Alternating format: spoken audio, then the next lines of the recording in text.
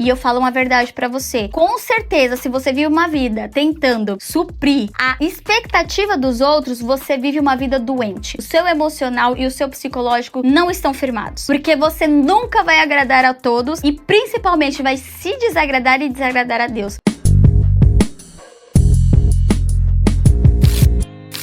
Fala galera, tudo bem com vocês? Hoje nós vamos dar início a um estudo sobre identidade. E o texto base que nós vamos usar está em Êxodo, capítulo 3, verso 10 ao 15, que diz assim: Agora vá, pois eu o envio a Faraó. Você deve tirar o meu povo Israel do Egito. Moisés, porém, disse a Deus: Quem sou eu para me apresentar ao Faraó? Quem sou eu para tirar o povo de Israel do Egito? E Deus respondeu: Eu estarei com você. Este é o sinal de que eu sou aquele que o envia. Depois que você tirar o povo do Egito, vocês adorarão a Deus neste monte. E Moisés disse a Deus: Se eu for aos israelitas e lhe disser, o Deus dos seus antepassados me enviou a vocês, eles perguntarão, qual é o nome dele? E o que eu devo dizer? E Deus respondeu a Moisés: Eu sou o que sou. Diga ao povo de Israel, o eu sou me enviou a vocês. Deus também instruiu Moisés: Diga ao povo de Israel, Javé, o Deus dos seus antepassados, o Deus de Abraão, Deus de Isaque e o Deus de Jacó me enviou a vocês. Este é o meu nome para sempre, o nome pelo qual serei lembrado de geração em geração. Nós vemos aqui na história de Êxodo uma grande crise de identidade de Moisés, onde ele não consegue identificar quem ele era, a sua missão e muito menos quem Deus era na vida dele e quem Deus era para ele. Então Moisés entra num grande dilema entre ser levado como o libertador do povo do Egito e ele começa a se enxergar e dizer, bom, o plano de Deus é que eu liberte o povo, mas as minhas capacidades, quem eu acho que eu sou, quem eu penso que eu sou, não está condizendo com o tamanho desse plano. Quem nunca teve uma crise de identidade quando recebeu uma direção de Deus? A diferença nesse texto entre Deus e Moisés é que Moisés diz para Deus, quem sou eu para levar o povo? Ou seja, eu nem sei quem eu sou. Como que você me ordena? Você não conhece as minhas limitações, as minhas incapacidades? Não sabe que eu sou pesado na fala? E a diferença dele para Deus é que Deus diz, diga para o povo que eu sou o eu sou. Ou seja, Deus sabe quem ele é, Deus tem convicção do tamanho do seu poder, da sua grandeza, das suas capacidades e Deus sabe quem nós somos e sabe também as nossas limitações, sabe as nossas capacidades e ele não erra. O primeiro passo para você conseguir trabalhar a sua identidade em Deus é que você precisa descobrir quem você é. Quando você for enviado a algo, quando você for separado a algo, quando Deus te colocou no mundo para fazer algo, para cumprir o propósito dele na terra. Você precisa saber quem você é. Quem é a pessoa com quem estou falando agora? Você consegue se identificar as suas qualidades, seus defeitos, as suas aptidões, para aquilo que você precisa se esforçar um pouco mais para conseguir alcançar. Você precisa se conhecer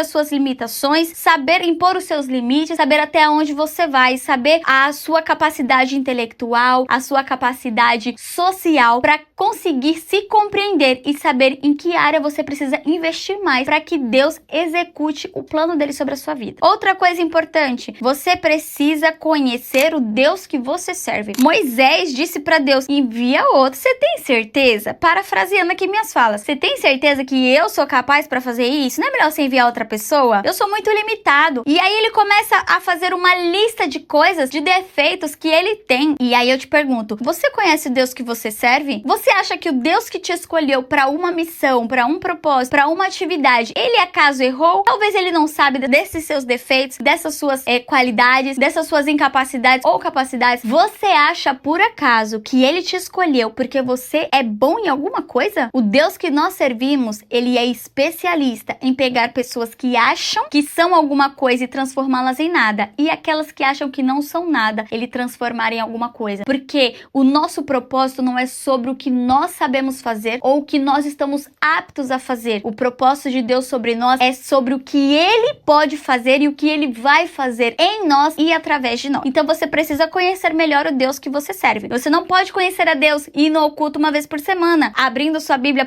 apenas no culto, fazendo seu devocional, talvez para postar um story, para ganhar um like ou algum tipo de engajamento nas redes sociais. Você precisa conhecer Deus a fundo e somente meditando na palavra e orando, falando com ele e ouvindo o que ele tem a dizer, é que que você vai conseguir conhecer aquilo que ele quer revelar a você da sua natureza. Outra coisa, você precisa saber quem você é para Deus. Existem muitos filhos de Deus que se sentem órfãos, que não sabem o tamanho da paternidade de Deus sobre a sua vida, não sabe quem é Deus para ele, não sabe o amor, o tamanho do amor de Deus para ele. E aí, quando se encontra em algumas dificuldades, a primeira coisa que esse tipo de pessoa fala é: Deus me abandonou, Deus não está vendo o que eu estou passando. Nós precisamos conhecer quem é Deus, nós precisamos saber quem nós somos para Deus. Nós somos tão importantes para Deus que ele entregou o seu único filho para morrer em nosso lugar, não porque nós mereçamos, mas porque ele é o eu sou, e a palavra dele não volta atrás. Então nós precisamos ter consciência da paternidade de Deus sobre nós e da nossa identidade de filho para com ele. Nós precisamos ter essa consciência, porque senão nós vamos viver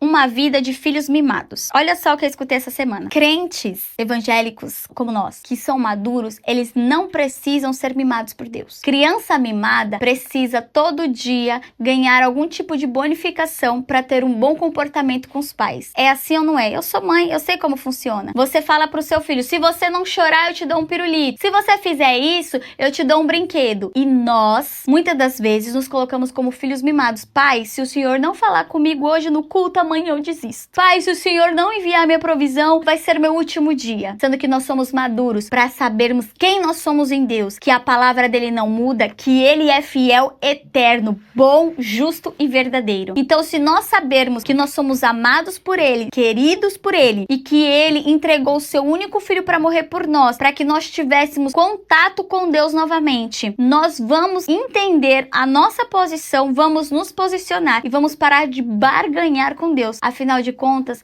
não tem como barganhar com ele. A sua identidade em Cristo é algo que é seu e dele, e ninguém precisa acreditar ou gostar. As pessoas precisam aceitar quem você é em Deus. A maioria das pessoas duvidaram de Moisés. A maioria das pessoas questionaram Moisés até mesmo depois dele tirar o povo do Egito, abrir o mar para o povo passar no meio. As pessoas ainda questionavam a identidade de Moisés. Mas Moisés entendeu, depois que teve esse encontro com Deus, de que ele não precisava provar nada para ninguém. Ele sabia quem ele era em Cristo. E você precisa saber quem você é e quem ele é. E esta conexão vai fazer com que você viva a sua identidade, a sua verdadeira identidade em Cristo. Nem sempre aquilo que você vai viver em Cristo vai agradar a todos. Lembre-se que é uma frase muito popular, mas é verdade, nem Jesus agradou a todos. Não é você que vai agradar, mas busque primeiramente agradar a Deus, fazer a sua justiça, cumprir a sua palavra, andar segundo as suas veredas, e aí você vai estar vivendo a identidade que Deus tem para você. E por último, para nós encerrarmos o vídeo de hoje, eu quero falar: não vista os rótulos que as pessoas impõem para você. Vestir rótulos é viver uma vida no qual os outros acham que você deveria viver. Eu acho que você deveria fazer tal faculdade. Eu acho que você deveria casar com tal pessoa. Eu acho que o seu ministério não é esse, você deveria buscar tal coisa. Olha, eu olhando aqui, acho que você deveria se vestir assim. Você deveria usar tal roupa, você deveria falar de tal jeito, você deveria ouvir tal música. E as pessoas vão criando rótulos, vão criando coisas que vão mudando a nossa essência em Cristo. Por isso que Paulo diz: já não sou eu quem vivo, mas é Cristo vive em mim. Tudo que eu construí em mim, ele morreu. E hoje eu vivo uma vida que eu vivo pela fé em Cristo. Ou seja, tudo que ele projetou, tudo que ele